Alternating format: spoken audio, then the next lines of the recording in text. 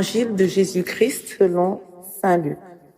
En ce temps-là, Jésus disait à ses disciples, « Je suis venu apporter un feu sur la terre, et comme je voudrais qu'il soit déjà allumé, je dois recevoir un baptême, et quelle angoisse est la mienne jusqu'à ce qu'il soit accompli.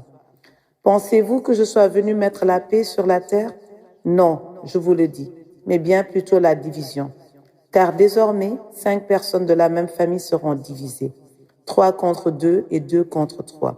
Ils se diviseront, le père contre le fils et le fils contre le père, la mère contre la fille et la fille contre la mère, la belle-mère contre la belle-fille et la belle-fille contre la belle-mère. Acclamons la parole de Dieu. Tu es venu jeter le feu, qu'il se propage au long des temps. Par ton amour au Fils de Dieu, viens nous donner un cœur brûlant. Nous brûlerons comme tu veux, et nos bois morts deviendront braise.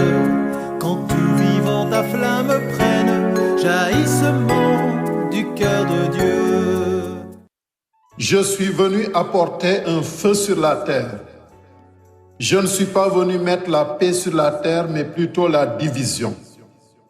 Chers frères et sœurs, ces paroles du Christ ont de quoi surprendre, tellement elles sont dures et apparemment incompréhensibles. Visiblement, Jésus assume les conflits. Mais n'y a-t-il pas assez de divisions, de guerres et de conflits dans le monde pour qu'il en rajoute? Ces paroles ne sont-elles pas en contradiction avec l'idéal d'un Messie de paix prédit par les prophètes? Ne sont-elles pas en opposition avec son commandement d'amour et sa prière pour l'unité de ses disciples?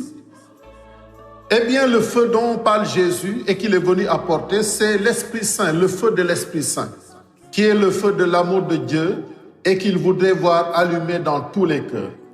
C'est ce qui se passe effectivement le jour de la Pentecôte, quand l'Esprit Saint est descendu sur les disciples en forme de langue de feu. Ce feu éclaire et réchauffe, mais il juge également et dénonce. Et avant cet avènement de l'Esprit Saint, il faudrait, dit Jésus, qu'ils reçoivent un baptême, qu'ils soient plongés dans la mort, qu'ils reçoivent le baptême de la croix. Mais qu'en est-il de la division dont il parle dans cet évangile? Il faut repartir au début, à la naissance de Jésus. Lorsque Marie et Joseph sont allés le présenter au temple, on nous dit qu'un vieillard du nom de Siméon le prend dans ses bras et loue Dieu de lui avoir fait voir la lumière des nations et la gloire d'Israël. Puis, se tournant vers Marie, ce vieillard lui dit, « Voici que cet enfant provoquera la chute et le relèvement de beaucoup en Israël. Il sera un signe de contradiction. » Frères et sœurs, ainsi était révélé par Siméon le destin de Jésus, être un signe de contradiction. Et durant toute sa vie publique, Jésus a été ce signe de contradiction, ce personnage clivant, comme on le dit aujourd'hui. Devant Jésus, on est sommé de choisir pour ou contre lui. Et il le dit lui-même dans l'Évangile, « Celui qui n'est pas avec moi est contre moi. Celui qui ne rassemble pas avec moi disperse. » Matthieu 12, 30. Jésus sème donc le désaccord parce que le monde s'oppose à son message. Il ne faisait aucune concession au mal et disait la vérité, ce qui fait qu'il avait des amis mais aussi des ennemis, des gens qui le suivaient et d'autres qui l'abandonnaient. L'évangile est une parole de vérité et la vérité nous oblige à prendre position. On est pour ou contre, il n'y a pas de demi-mesure. Et cette décision pour ou contre Jésus va dissoudre les liens les plus indéfectibles, les loyautés les plus inébranlables, dressant les uns contre les autres les personnages de même sang. Certains le vivent dans leur chair aujourd'hui. Dans leur propre famille, ils sont exclus ou mis en quarantaine à cause de leur foi et de leur fidélité au Christ. Frères et sœurs, Jésus n'était pas là pour faire plaisir à quiconque, pour parler un langage politiquement correct, mais pour prêcher le royaume et témoigner de la vérité. C'était sa raison d'être, rendre témoignage à la vérité, comme il le dit lui-même à Pilate. Tout le reste devait venir après. Saint Augustin l'exprime si bien en ces termes, primum veritas deinde caritas. Ça signifie d'abord la vérité, ensuite la charité. La vérité doit primer sur tout, même sur la charité, car une charité sans vérité n'est pas consistante. En agissant ainsi, Jésus s'inscrit dans la droite ligne de tous les prophètes avant lui, qui ont été agressés, torturés et même tués pour avoir proclamé la vérité de Dieu. Nous l'avons entendu dans la première lecture d'aujourd'hui, comment Jérémie est traité pour avoir prophétisé, c'est-à-dire proclamé la vérité de Dieu. Il est jeté dans une citerne. Donc, frères et sœurs, la vérité dérange et on fait tout pour la faire taire. C'est la cause de la mort de Jésus. Il était vraiment un signe de contradiction. Il a semé vraiment la division et la guerre, comme il le dit, dans le peuple d'Israël. Les gens du peuple l'appréciaient pour ses paroles de libération, même si elles étaient parfois très exigeantes, et les chefs des prêtres et scribes le haïssaient, car il prêchait d'après eux la révolution et la destruction du temple. Donc il fallait l'éliminer et le faire taire. C'est pourquoi la lettre aux Hébreux que nous avons entendue nous demande de méditer l'exemple de Jésus, qui a enduré de la part des pécheurs une telle hostilité, et ainsi nous ne serons pas accablés par le découragement.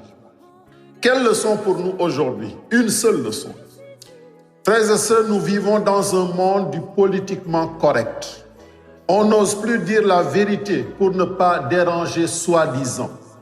Nous, chrétiens, nous sommes tièdes et nous faisons souvent des compromis pour ne pas passer pour des fondamentalistes ou des intégristes. Nous masquons et nous cachons ainsi une partie de la vérité du Christ. Par exemple, aujourd'hui, beaucoup de chrétiens en Europe n'osent plus dire qu'ils sont contre l'avortement, le mariage homosexuel ou le travail du dimanche. Nous avons peur de dire la vérité pour ne pas être mis en quarantaine ou persécutés. Et on le voit dans tous les domaines. Par exemple, des parents n'osent plus dire la vérité à leurs enfants qui prennent un mauvais chemin sous prétexte de liberté. Plusieurs chrétiens se comportent comme les autres et ont peur d'affirmer leurs différences en face de certaines coutumes ou manières de faire. Je prends l'exemple du mariage ou du concubinage. Aujourd'hui, dans beaucoup de pays, on n'attend même plus d'être marié à l'église pour vivre ensemble comme mari et femme. Dans d'autres, dès qu'on est marié selon la coutume à la mairie, on cohabite et on renvoie à plus tard le mariage à l'église. Et personne ne dit plus rien. Tout le monde admet cela. Dans certains pays, quand on est choisi comme parrain ou marraine de baptême ou de mariage, lorsqu'on apporte sa part à la fête, on se fait accompagner par une délégation et des griots et on le fait au vu et au su de tous. Que fait-on des paroles du Christ qui nous demande, lorsqu'on donne, que notre main gauche ignore ce que donne notre main droite? Nous avons souvent tendance à faire comme tout le monde, même pire que tout le monde, et à oublier que nous sommes dans le monde, mais nous ne sommes pas du monde. Frères et sœurs, je ne demande pas de nous fâcher avec tout le monde et d'être des déviants de la société, mais d'être fidèles à la vérité du Christ tout simplement. Nous devons vivre dans la charité, aimer sincèrement le prochain, mais nous ne devons jamais négocier la vérité de l'Évangile. Nous ne devons jamais l'enfuir sous le boisseau, même si cela doit déplaire à certains. Et on dirait aussi que même notre Église fait des compromis. Compromis avec les autres religions, par exemple, ou les autres confessions, au détriment de notre identité catholique. Compromis avec le monde politique ou économique. On ne dénonce pas assez dans nos pays les injustices et les structures de péché qui ruinent les plus faibles. De quoi avons-nous peur? Nous devons proclamer à temps et à contre-temps, comme le dit Saint Paul, dénoncer, mais aussi être cohérents. Nous ne devons pas faire le contraire de la vérité que nous proclamons.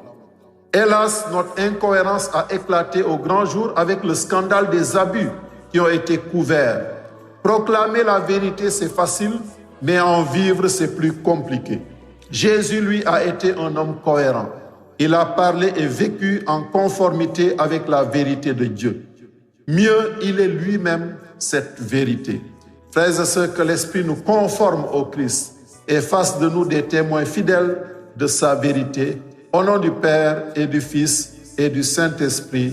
Amen.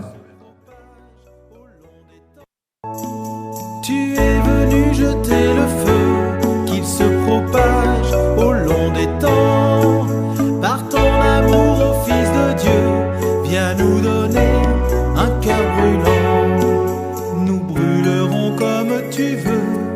nos bois morts deviendront braise, quand tout vivant ta flamme prenne, jaillissement du cœur de Dieu.